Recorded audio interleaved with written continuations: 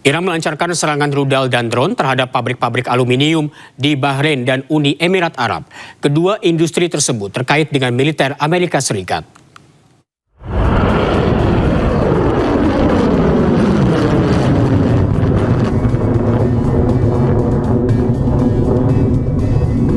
Korps Garda Revolusi Islam Iran melancarkan serangan rudal dan drone yang menghantam pabrik peleburan aluminium terbesar Uni Emirat Arab Al-Tawelah di Abu Dhabi. Pabrik aluminium di zona ekonomi Khalifah Abu Dhabi mengalami kerusakan signifikan oleh serangan rudal dan drone Iran. Selain itu, Iran juga menyerang pabrik aluminium Bahrain yang menyebabkan 2 orang terluka dalam serangan tersebut.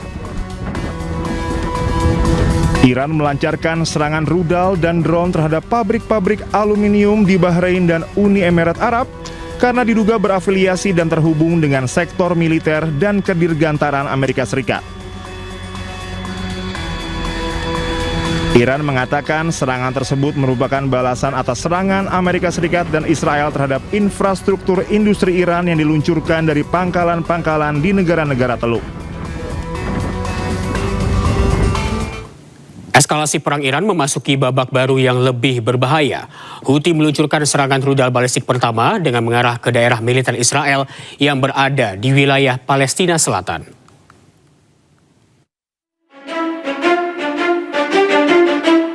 Kelompok Houthi melakukan intervensi militer langsung dalam konflik Timur Tengah dengan melakukan serangan ke Israel Sabtu waktu setempat.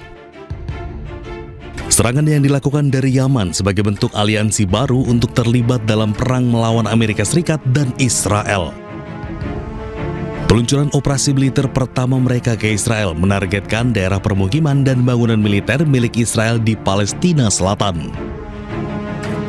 Angkatan bersenjata Yaman telah melakukan operasi militer pertama menggunakan rentetan rudal balistik. Di sini memberikan kesempatan kepada para simpatisannya, termasuk proksi-proksinya, masuk bulan kedua, salah satunya Houthi ya. Houthi sejak Oktober 2025 tidak pernah beroperasi di luar Yaman. Jadi baru kali ini, untuk pertama kalinya Houthi ikut terlibat. Dan Houthi sendiri punya rekam jejak sebetulnya melakukan serangan kepada kapal-kapal di Laut Merah. Jadi ini nanti akan menjadi hal yang sangat buruk ketika checkpointnya double. Ada Selat Hormuz dan ada terusan Suez begitu ya. Jadi ada 2 titik nanti yang akan mengganggu jalur perdagangan internasional. Dan ini kalau memang benar terjadi, maka akan jadi sejarah paling buruk dalam peperangan yang ada di muka bumi ini dan kemudian berdampak langsung kepada energi dunia ya. 80 tahun kayaknya tidak pernah ada kasus-kasus seperti ini. Jadi ini adalah hal yang sangat dihindari, sehingga wajar ketika publik di Amerika demo besar-besaran ya, ada knocking dan lain-lain. Kalau tadi ditayangkan sampai 8 juta orang diprediksi ya, begitu juga kelompok Yahudi yang anti Zionis di sana. Karena ini nanti yang akan terdampak dalam jangka panjang adalah nama baik, nama besar, dan jangka panjangnya adalah generasi muda dari Amerika itu sendiri yang harus mungkin meminta maaf karena kebijakan ini ya mengancam perdamaian dunia dan tentunya ikut merugikan berbagai negara. Kini dengan masuknya secara aktif melalui serangan rudal jarak jauh, peta konflik menjadi semakin rumit. Dunia internasional mengkhawatirkan bahwa keterlibatan Yaman akan memperluas zona perang di Laut Merah yang merupakan jalur perdagangan vital.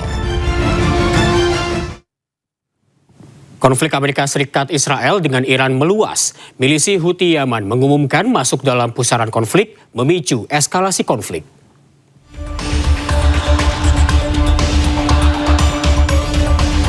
Setelah Iran menutup Selat Hormuz, kini giliran Houthi mengancam menutup Selat Bab el-Mandeb yang menghubungkan Laut Arab ke Eropa melalui terusan Suez.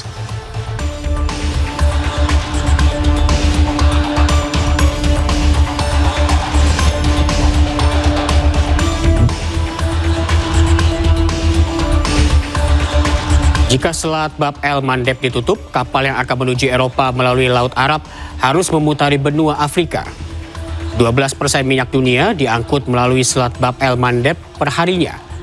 Jika ditutup, krisis energi diprediksi akan makin parah.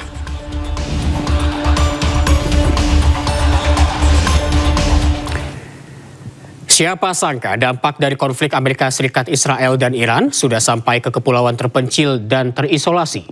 Para nelayan di Pulau Babuyan, Filipina mengaku kesulitan dengan krisis energi yang terjadi di Filipina.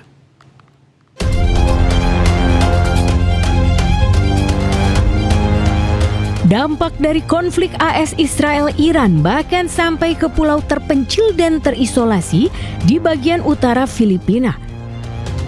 Kepulauan Babuyan tidak terlewat untuk mengalami krisis energi global.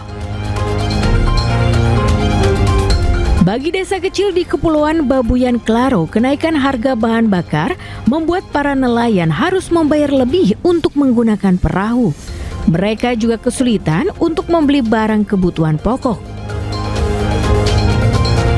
Buhay lang kasi is fishing, kaya pagtataas yung mga bilihin at tataas yung mga presyo ng mga bangka, siyempre mahirapan na yung mga mga ordinaryong mamamayan, nahihirapan silang maghanap ng pera para sa ganun makabayad sila dun sa pagtaas ng mga pamasahe. Filipina merupakan negara yang sangat bergantung pada pasokan energi dari Timur Tengah. Lebih dari 90% Filipina menerima bahan bakar melalui Selat Hormuz yang saat ini secara efektif diblokir.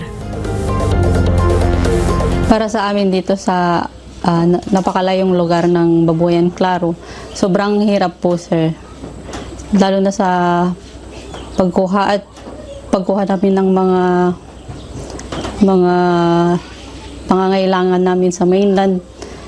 Sobrang hirap po kasi nagtaasan po